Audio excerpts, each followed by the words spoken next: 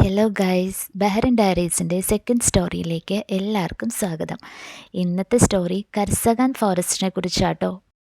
ഒരു വീഡിയോ ഇപ്പോൾ വരൂ കേട്ടോ, എല്ലാവരും പേടിക്കാൻ റെഡിയായിക്കോ.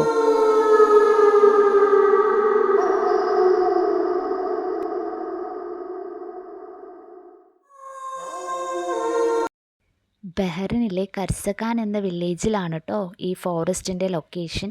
ശരിക്കും ഇതൊരു നാച്ചുറൽ ഫോറസ്റ്റ് അല്ല, ഇത് ആർട്ടിഫിഷ്യലായിട്ട് മരങ്ങളൊക്കെ നട്ടുപിടിപ്പിച്ച് ഫോറസ്റ്റ് എന്നുള്ള ഒരു പ്രതീതി ഉണ്ടാക്കിയിരിക്കുന്നതാണ്. നമ്മളിവിടെ മലയാളികൾ ഇതിന് സുമതി വളവെന്നും പറയും. കാരണം നമ്മുടെ സുമതി വളവിനെ പോലെയാണ് ഈ ഫോറസ്റ്റ്, നിറയെ വളവുകളും തിരിവുകളും ഒക്കെ ഉണ്ട്. നമുക്ക് ഒരു ചെറിയ പേടിയൊക്കെ തോന്നും കുറച്ച് ഉള്ളിലോട്ടൊക്കെ പോയി കഴിഞ്ഞാൽ. ഞങ്ങൾ രാത്രിയിലാണ് ഇവിടെ വരുന്നത്, അതുകൊണ്ട് ഇങ്ങനെ കുറേ പിക്സ് ഒന്നും എടുക്കാൻ പറ്റിയില്ല. പകൽ കാണുമ്പോൾ കുറച്ചും കൂടെ വ്യത്യാസമാണ് കേട്ടോ. ഫോറസ്റ്റ് അങ്ങനെ തന്നെയാണല്ലോ, രാത്രി കാണുമ്പോഴും പകൽ കാണുമ്പോഴും ഒരുപാട് വ്യത്യാസമുണ്ട്. അതിന് ഡിഫറെൻ്റ് ഒരു ഫീല് തന്നെയാണ് നമുക്ക് കിട്ടുന്നത്.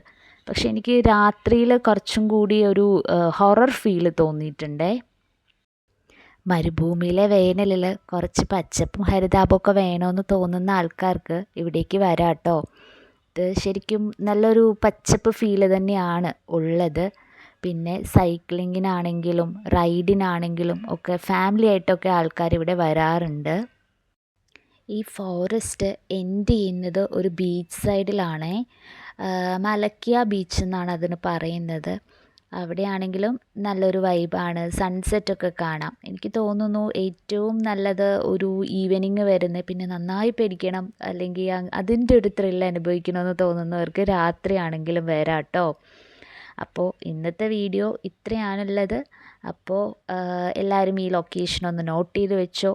നിങ്ങൾക്ക് പോകണമെങ്കിൽ ഇവിടെ പോവാം. എനിക്ക് തോന്നുന്നു ഓൾമോസ്റ്റ് ബഹ്റിനിലുള്ള മലയാളീസ് ആരും ഇവിടെ പോകാത്തവർ കുറവായിരിക്കും. സോ ഇതാണ് കേട്ടോ ഞാൻ പറഞ്ഞ ബീച്ച്. ഇനി ബഹ്റിനിലെ മറ്റ് സ്ഥലങ്ങളിലെ വിശേഷങ്ങളുമായി വീണ്ടും വരാം. അതുവരേക്കും ബായ്.